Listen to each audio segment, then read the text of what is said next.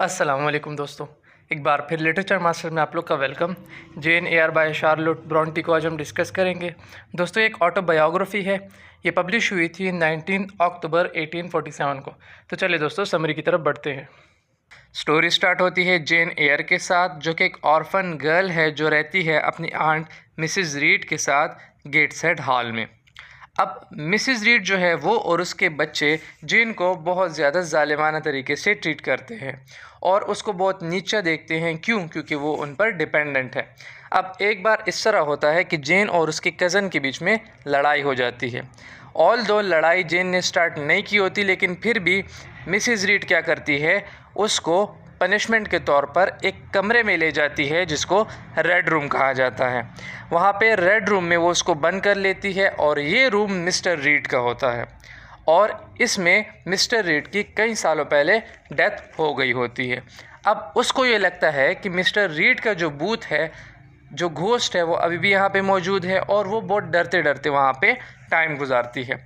अब कुछ टाइम बाद मिसिज रीड जो है वो जेन को लॉवर्ड इंस्टीट्यूशंस भेज देती है, जो कि एक चैरिटी स्कूल है जिसको एक बंदा जिसका नाम मिस्टर ब्रॉकल हर्स्ट है वो चलाता है।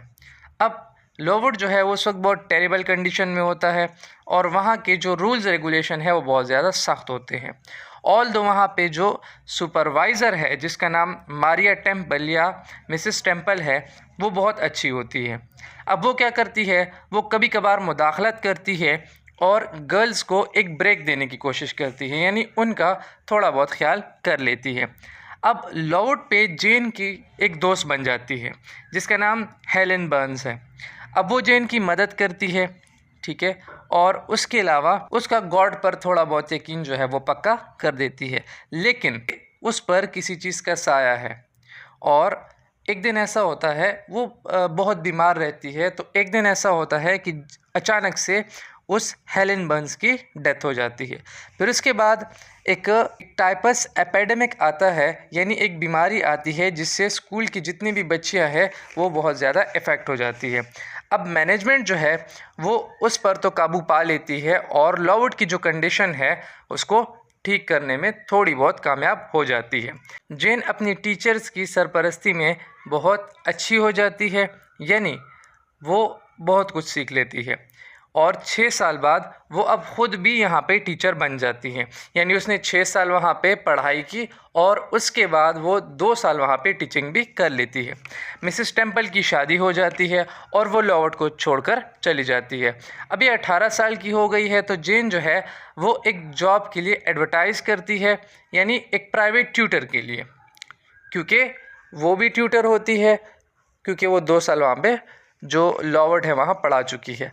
अब उसको एक आदमी हायर करता है एक लड़की के लिए जिसका नाम एडेल वेरेंस है। अब एडेल वेरेंस जो है ये एक लड़की है जिसको ये बाद में पढ़ाएगी, यानी ये उसकी गवर्नेंस बन जाती है।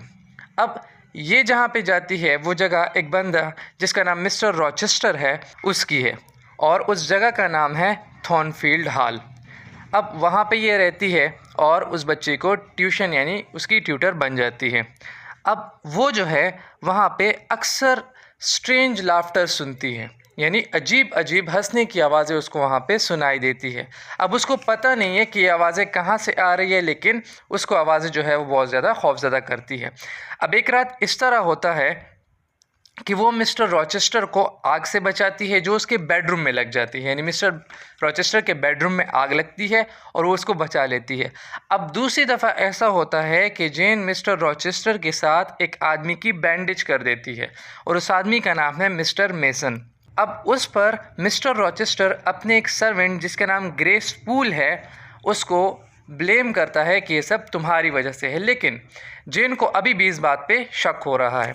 मिस्टर रॉचेस्टर जो है अब वो एक पार्टी में इंग्लिश एरिस्टोक्रेट्स जो है उनको थॉर्नफील्ड में बुलाता है, जहाँ पे वो उनमें एक लड़की को बुलाता है जिसका नाम ब्लैंची इनग्राम है। उसका जो मकसद है वो क्या है, मिस्टर रॉचेस्टर के साथ शादी करना। मिस्टर रॉचेस्टर उसको ख़ुद से दूर करने की कोशिश करता है। क्योंकि उसका जो इंटरेस्ट है वो उसमें नहीं बल्कि जेन में डेवलप हो रहा है, यानी उसको जेन पसंद आने लगी है और वो क्या करता है, जेन को शादी के लिए प्रपोज़ करता है। जेन, जिसको भी अब आहिस्ता आहिस्ता रॉचेस्टर से प्यार होने लगा है, वो इस बात को एक्सेप्ट कर लेती है। अब रॉचेस्टर क्या करता है, वो जल्दी जल्दी शादी की तैयारियां करता है, लेकिन जब वो सेरेमनी को अरेंज कर लेता है, इतनी बड़ी सेरेमनी नहीं होती, छोटी सी सेरेमनी होती है, जब वो उसको अरेंज करता है तो लंदन का एक लॉयर वो अब मुदाखलत करता है और इस बात को सबके सामने वाज़ेह करता है कि मिस्टर रॉचेस्टर की पहले से ही एक बीवी है जिसका नाम बर्था मेसन है, जो कि वेस्ट इंडीज़ से है। अब उसका जो भाई है मिस्टर मेसन, जो कि हमें इससे पहले भी नज़र आया था, जो कि इंजर्ड था और उसकी जेन ने मदद की थी, अब वो ये बात जो है वो तस्लीम करता है कि हाँ, इसकी पहले से ही एक बीवी है। अब मिस्टर रॉचेस्टर जो है वो बस इस बात को तस्लीम कर देता है कि हाँ, मेरी पहले से ही एक बीवी है, और सारों को वो 3rd फ्लोर पे ले जाता है जहाँ पे बर्था मौजूद है, और वो सारों लोगों को दिखाता है जो कि बर्था एक पागल औरत है जिसकी देखभाल जो है वो ग्रेस पूल कर रहा है। रॉचेस्टर जो है वो ये बताता है कि मुझे फंसाया गया था जाल में और मुझसे ये शादी करवाई गई थी, यानी मैं इस शादी के लिए राज़ी नहीं था, लेकिन मुझे ट्रिक करके इस शादी में फंसाया गया है।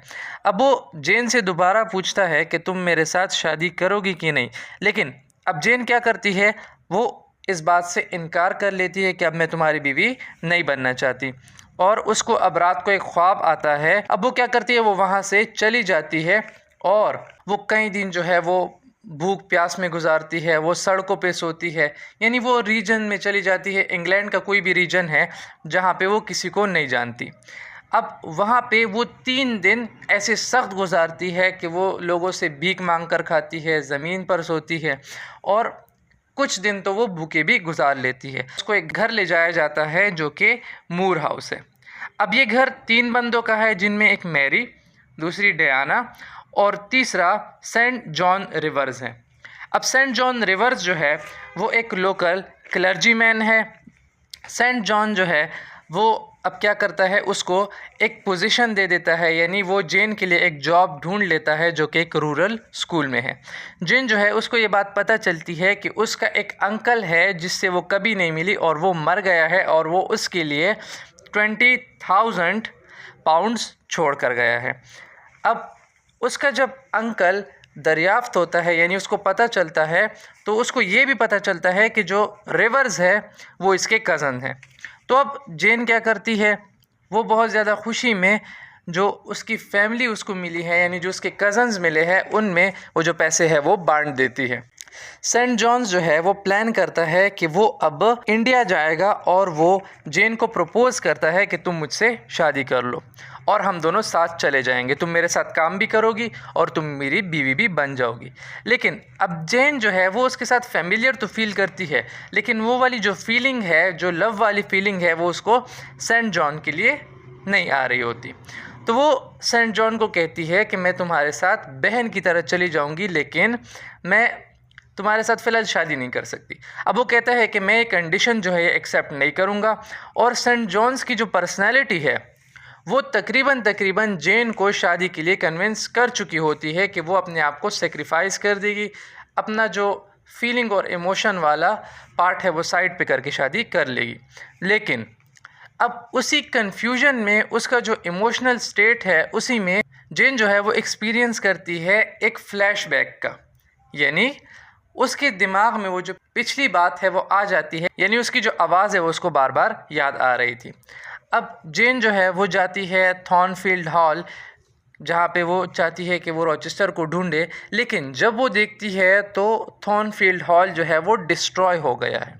यानी उसको पता चलता है कि वहाँ पे एक फायर, एक आग लग गई थी जो कि बर्था ने लगाई थी जेन के कमरे में, और उसके बाद वो जो आग थी वो सारे घर में फैल गई। और इसी आग के दौरान बर्था जो थी उसने आग के शोलों से छलांग लगा ली 3री मंजिल से, और वो उसी टाइम मर गई थी। उसके अलावा रॉचेस्टर जो था वो अपने नौकरों को बचाते हुए बहुत ज़्यादा ज़ख्मी हो गया, यानी उसने अपना जो लेफ़्ट हैंड था वो खो दिया, और उसके अलावा वो अंधा हो गया। जेन जो है जब वो मिलती है रॉचेस्टर से तो वो उसको प्रॉमिस करती है कि मैं तुम्हारा ख्याल रखूँगी। अब ये दोनों शादी करते हैं और एडेल को भी बोर्डिंग स्कूल से वापस बुला लेते हैं और इनका एक और बेटा होता है और रोचेस्टर की वक्त के साथ साथ अब एक आंख की जो रोशनी है वो वापस आने लगती है, यानी वो अब एक आंख से थोड़ा बहुत देख पाता है और जो आंख है उसकी वो अब सही होने लगती है। तो दोस्तों ये थी happy ending. Thanks watching my video.